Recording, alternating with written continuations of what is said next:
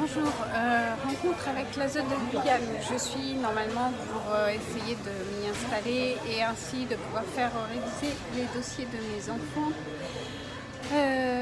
La justice a décidé à Grenoble de ne pas me laisser faire, surtout le dossier pourri qu'ils ont. D'ailleurs, la ZEU a été très surprise de certains éléments qui n'apparaissent pas dans les écrits des juges que je leur signale et que j'ai la preuve que le juge a eu connaissance de ces éléments.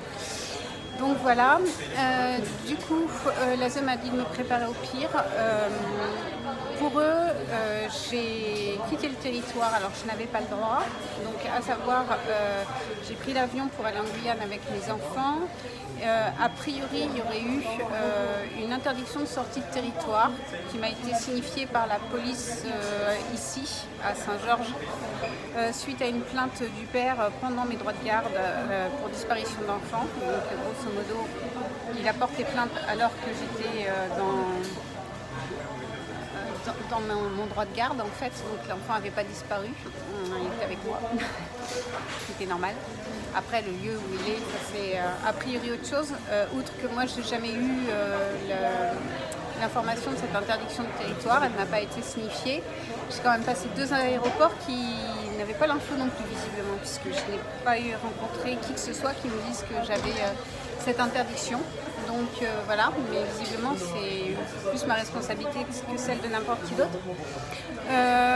Visiblement ils ont obtenu de mon fils des propos inverses de ce qu'il avait déclaré jusqu'à présent.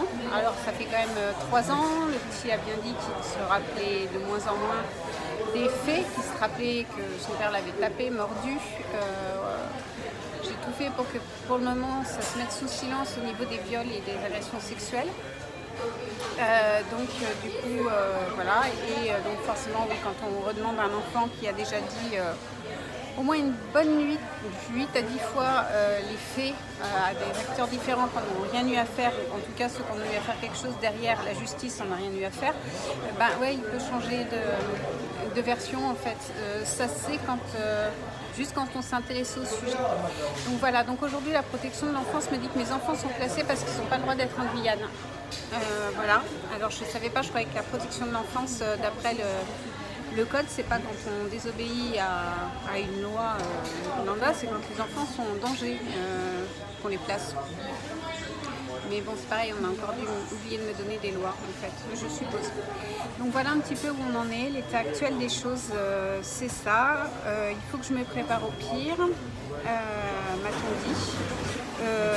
La ZEU, protection de l'enfance de Guyane, malgré les faits, n'entend absolument pas faire quoi que ce soit pour mon fils, si ce n'est le remettre à son père, parce que vu que, alors eux ils n'ont rien à voir avec le judiciaire, mais vu que c'est classé, ils font rien. Alors là c'est pareil, c'est un peu confus. Nous on n'a rien à voir avec le judiciaire, donc on ne peut pas savoir ce qui est arrivé à votre fils. Et après, on s'appuie sur le judiciaire pour ne rien faire parce que vu que c'est classé, c'est pas important en fait, c'est qu'il ne se passe rien. C'est classé donc l'enquête est finie. Alors c'est classé, il y a une enquête de finie. C'est pareil d'après certaines sources que j'aurai qu'il faudrait revérifier. Normalement quand il y a des insinuations de viol, on ne peut pas classer sans suite. En fait, on est obligé le procureur sera obligé de demander une instruction pour des viols sur mineurs. À vérifier. En tout cas, ce procureur-là, il ne s'est pas posé la question. Donc voilà un petit peu.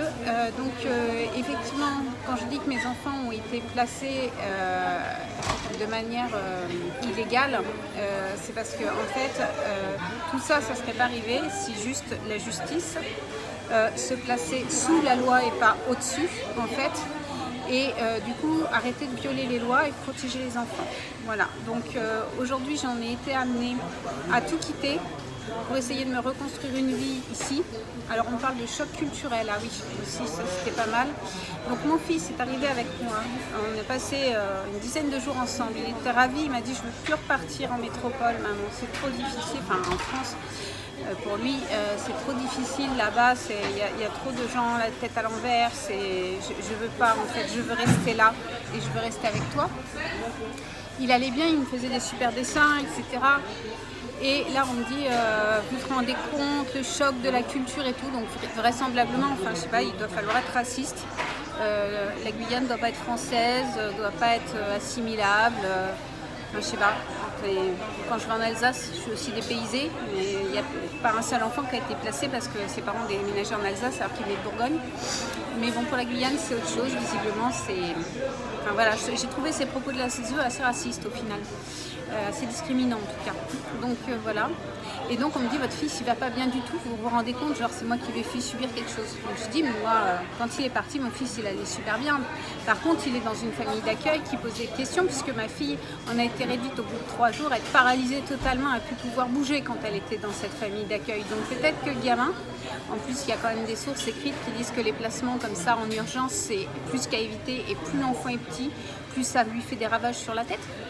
Mais bon, ça a dû échapper à la juge, elle a été juge pour enfants, mais elle a oublié de se former sur les enfants, elle a oublié de savoir ce que c'était que son boulot.